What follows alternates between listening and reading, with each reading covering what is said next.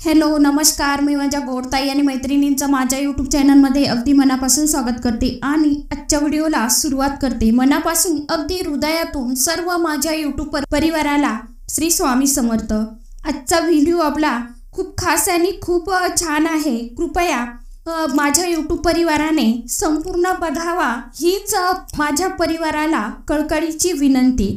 कारण यामध्येच मी तुम्हाला उपाय सांगणार आहे आणि ज्या काही छोट्या छोट्या टिप्स आहेत त्या तुम्हाला सांगणार आहे आणि त्या जर तुम्ही तुमच्या घरामध्ये तुमच्या आयुष्यामध्ये जर का फॉलो केल्या, ज्या त्या छोट्या छोट्या टिप्स आहेत आणि ज्या उपाय आहेत, मी तुम्हाला या व्हिडिओमध्ये जी माहिती सांगणार आहे तर ती माहिती तुम्हाला अगदी कळकळीची विनंती आहे माझी। हे छोटे छोटे उपाय आणि छोट्या छोट्या टिप्स तुम्ही तुमच्या आयुष्यामध्ये फॉलो करून बघा आणि तुम्हाला त्याचा काय रिझल्ट मिळतो तो मला कमेंटद्वारे अवश्य सांगत जा। आणि मी नेहमी सांगत असते की कमेंटमध्ये ज्याला फरक पडला त्याने कमेंट सेशनमध्ये अवश्य लिहित जा, कारण का याचा फायदा दुसऱ्यालाही हो ही स्वामींचरणी प्रार्थना। आणि ज्या कुणी माझ्या यूट्यूब परिवाराच्या ताई दादा मित्र मैत्रिणी काकू मावशी ज्या कुणाच्या काही ज्या इच्छा आकांक्षा असतील त्या खरोखर स्वामी महाराजांनी पूर्ण कराव्या ही स्वामींचरणी कळकळीची विनंती। चला तर मग वेळ न लावता व्हिडिओकडे जाऊया। अशा घरात नेहमी लक्ष्मी माता येते ह्या गोष्टी नक्की करा, म्हणजे माता लक्ष्मीची साथ आपल्याला कायम राहील हीच स्वामींचरणी प्रार्थना आणि माता लक्ष्मीचरणी प्रार्थना करते। आणि व्हिडिओला सुरुवात कर। आपल्याकडे भरपूर प्रमाणात पैसा यावा व भरपूर पैसा आणि धन संपत्ती असावी असे आपण सर्वांनाच वाटत असते आणि खरं तर आपले जीवन हे श्रीमंतासारखे असावे व आपलं उठणं बसणं किंवा बोलणं राहणं नेहमी मोठ्या लोकांमध्ये असावं असं हे प्रत्येकालाच वाटत असतं। आणि त्यासाठी आपण सर्वजण ज्याच्या परीने कष्ट प्रयत्न सुद्धा देखील करत असतो, परंतु सर्वांच्याच प्रयत्नांना यश येतच असं नाही। काही व्यक्ती थोडे जरी कष्ट केले तरीही ते पटकन खूप पैसे मिळवतात, कमवतात आणि खूप श्रीमंत होतात, परंतु काही व्यक्ती अशा असतात की त्यांनी कितीही काबड कष्ट केले, कितीही मेहनत केली, भरपूर प्रमाणात मेहनत करून तरीही त्यांची परिस्थिती काही केल्या सुधारण्याचं नाव घेत नाही व दारिद्र्य त्यांची पाठ काही सोडतच नसते। कधी कधी असं होत असतं की घरात आपल्या भरपूर प्रमाणात पैसा हा येतो, परंतु तो लगेच निघून सुद्धा जातो। घरात पैसा येण्यापूर्वीच तो निघून जाण्याचा मार्ग ठरवलेला असतो। आता इथे एक सांगेन, आता जेव्हा कधी आपला पगार होणार असेल तर म्हणजे या तारखेला किंवा 10 ते 20 15 तारखेला आपला पगार होणार आहे, तर त्याआधी आपल्याला कधीही असं बोलायचं नाही की पगार झाल्यावर आता त्या पैशामध्ये आपण ही वस्तू करू किंवा हे आपण त्यांचं देणं देऊ। अगोदर आपल्याला कधीही ठरवून ठेवायचं नाही। जेव्हा आपल्या हातामध्ये पैसे आले ते किमान 1-2 दिवस आपल्या घरामध्ये ठेवायचे आणि नंतर आपल्याला ज्याचं देणं आहे ते तर आपल्याला द्यावंच लागणार आहे, परंतु आपल्याला ते नंतर द्यायचे आहे। आधी कोणतीही गोष्ट पैसा येण्याच्या अगोदरच आपल्याला कोणतीही गोष्ट ठरवायची नाही, परंतु तो लगेच पैसा निघून सुद्धा जातो। घरात पैसा येण्यापूर्वीच तो निघून जाण्याचा मार्ग ठरलेला असतो आणि काही व्यक्तींचे उत्पन्न सुद्धा खूपच कमी प्रमाणात असतात। त्यांना आपल्या कुटुंबाचे पालन पोषण करण्यासाठी सुद्धा हा पैसा पुरविला जात नाही, तर त्यामधून बचत कशा प्रकारे ते करणार आहेत, उलट त्यांच्यावरच कर्जाचा डोंगर चढत राहतो आणि ते कर्जबाजारी सुद्धा होत असतात। जर तुमची ही परिस्थिती अशीच झालेली असेल तर या सर्व परिस्थितीतून बाहेर पडायचं असेल तर या सर्व परिस्थितीत बदल करायला हवा। तर माझ्या स्वामी भक्तांना एक विनंती करते की मी जे उपाय तुम्हाला सांगणार आहे ते उपाय तुम्ही जर का मनापासून आणि पूर्ण श्रद्धेने आणि भक्तिभावाने केले तर तुम्हाला याचा अनुभव हा नक्कीच येईल। कारण आपण कोणतंही कार्य करणार असलो तरी ते कार्य करण्यासाठी आपल्याला विश्वास करायला हवा की हे 100% होणारच आणि आपल्या जीवनामध्ये नेहमी आपल्याला पॉझिटिव्ह विचार करायचा, निगेटिव्ह विचार कधीही करायचा नाही.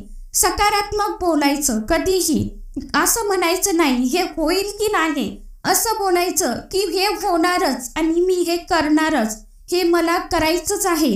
आपल्याला असं बोलायचं आहे. तुमच्यामध्ये काय फरक पडतो काय नाही ते मी जसं सांगेन तुम्हाला तसं करून बघा. थोड्या दिवस करून बघा. तुम्हाला 1 रुपयामध्ये 4 आणे तरी फरक जाणवतो की नाही तो मला अवश्य कळवत जा. तुम्ही 100% होणारच आहे म्हणून मी हे करणारच आहे. आपल्याला असा दृढ विश्वास ठेवायचा असतो तरच ते आपले कार्य हे निश्चितच सफल होत असतात.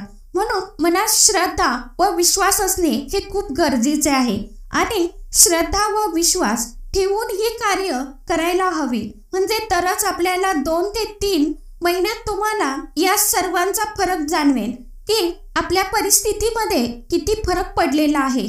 उत्पन्नाचे विविध मार्ग दिसतील. आपल्या उत्पन्नामध्ये वाढ ही होतेच आणि खर्चाला आळा सुद्धा बसतो. पैशाला पैसा लागायला सुरुवात होते.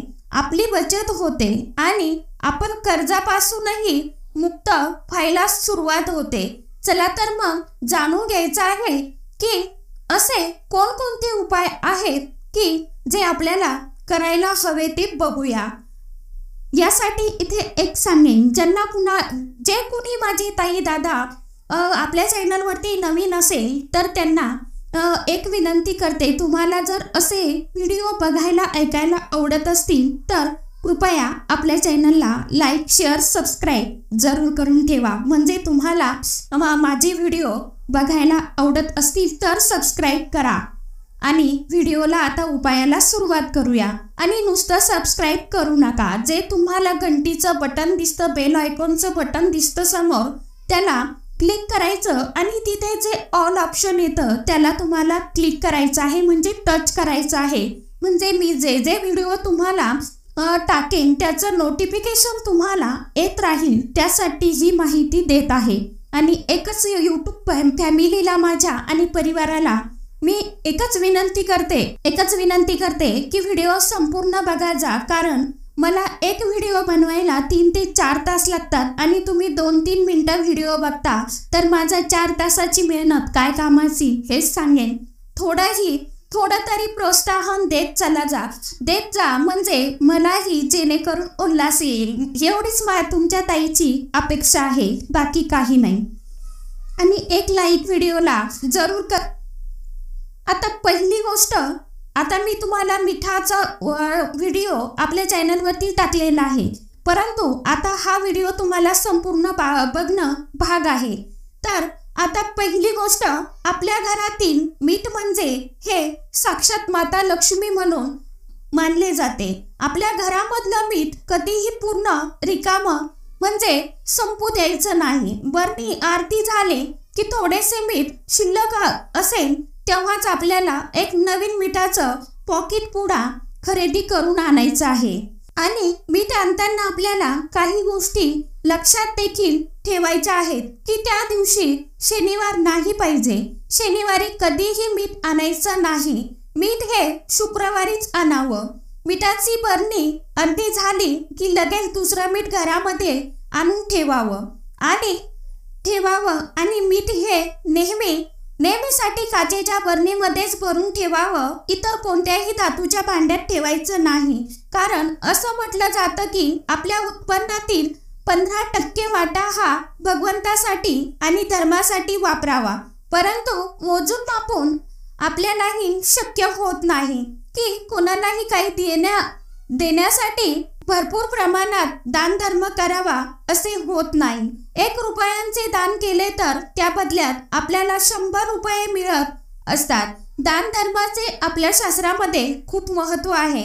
हे दान केल्याने आपले दुर्भाग्य सौभाग्यात बदलत जातं. तसंच अन्नदान केल्यामुळे आपल्याला घरामध्ये कधीच अन्नधान्याची कमतरता पडत नाही. आपल्याला शक्य होईल तसं अन्नधान्य, पैसे, कपडे, ज्या गोष्टी गरजासाठी लागतात म्हणजे आपल्याला गरजा भागविण्यासाठी लागतात त्या वस्तू आपल्याला काही इतरांना देऊ शकतो, आवश्यक द्यायला पाहिजे। आपण किती जरी घरी बसलो तरीही निदान अमावस्या आणि पौर्णिमेच्या दिवशी दान आवश्यक करायला पाहिजे। या उपायामुळे आपल्याला आपल्या परिस्थितीत खूप झपाट्याने बदल घडू लागतात। फक्त 2 हाताने देऊन तर बघा, भगवंत आपल्याला सहस्र हाताने देतील। पुढील उपाय म्हणजे आपल्या घरातील मुली नंदा जेव्हा माहेरी येतील तर त्यांचा आदर सत्कार नेहमी करावा, म्हणजे साक्षात देवी लक्ष्मीचा आदर करणे होय। त्यांना कधीही रिकाम्या हाती पाठवणी करायची नाही, काही ना काही अवश्य द्यायचं आहे। साडी शृंगाराचे सामान म्हणजे तुम्हाला जे काही शक्य होईल आणि जे तुम्हाला सोपं पडत असेल किंवा योग्य वाटत असेल ते अवश्य द्या। इतरांना देण्यापेक्षा आपल्या मुलींना व नंदांना दिल्याने त्यांचा अधिक पटीने आपल्याला आशीर्वाद मिळत असतो। मुली नेहमी हसत खेळत गेल्या पाहिजे। ज्या घरातून मुली रडत ओरडत जातात त्या घरामध्ये कधीच बरकत राहत नाही। म्हणून मुलींचा नंदांचा सन्मान करावा, त्यांना जे शक्य होईल ते देण्याचा प्रयत्न केला पाहिजे। समोरचा उपाय म्हणजे आपण दररोज भगवंताची पूजा करतो। भगवंतांची पूजा करताना ताट, तांब्या, दिवा अशा काही भांड्यांची आपल्याला गरज असते। मग आपण देवपूजा झाली की ती भांडी स्वच्छ करून उलटी पालती घालतो, तर हे अतिशय चुकीची पद्धत आहे। स्वच्छ करून पालथी घालतो तर हे अतिशय चुकीची पद्धत आहे। देवपूजेचे भांडे नेहमी सरळच ठेवावे। देवपूजेची भांडे कधीही पालथी ठेवू नये।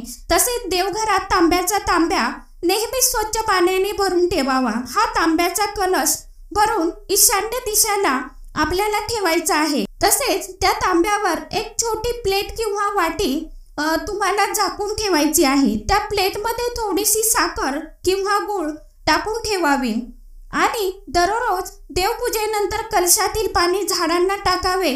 साखर आणि गूळ आपल्या घरातील सर्व व्यक्तींनी प्रसाद म्हणून तो खाऊन घ्यायचा आहे आणि दुसरे पाणी व गूळ साखर घेऊन पुन्हा ते झाकून ठेवावे। यामुळे आपल्या घरामध्ये सुख समृद्धी येते। आता समोरचा उपाय म्हणजे घरातील महिलांनी किंवा स्त्रियांनी स्वयंपाक करताना कधीच नेमका स्वयंपाक करायचा नाही। घरातील सगळ्यांचे जेवण झाले की पूर्ण भांडी रिकामी होऊ नये।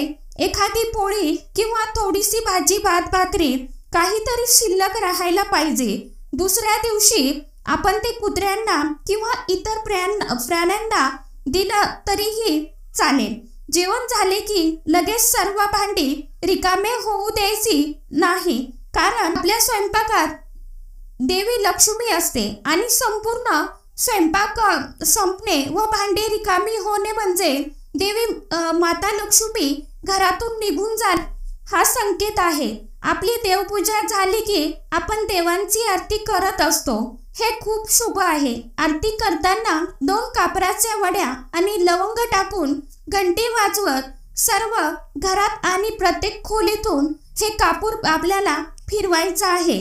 कापुराच्या वासाने आणि घंटीच्या आवाजाने आपल्या घरातील संपूर्ण नकारात्मक आणि वाईट शक्ती घराबाहेर निघून जात असते आणि घरात सकारात्मक ऊर्जेची निर्मिती होत असते। ज्या घरात सकारात्मक ऊर्जा असते तिथे देवी लक्ष्मी आनंदाने आगमन करत असते। म्हणून देवपूजेनंतर घरातील प्रत्येक कोपऱ्यामध्ये कापूर आणि घंटी फिरवायची आहे। समोरचा उपाय म्हणजे आपण घरात रोजच्या रोजच स्वयंपाक हा करत असतो। जेवण करण्याच्या अगोदर त्याचा देवाला नैवेद्य आपल्याला दाखवायचा आहे आणि नंतरच जेवण करायचे आहे। यामुळे घरातील आपल्या सर्व सदस्यांचे आरोग्य हे नेहमी चांगले राहते व निरोगी राहते।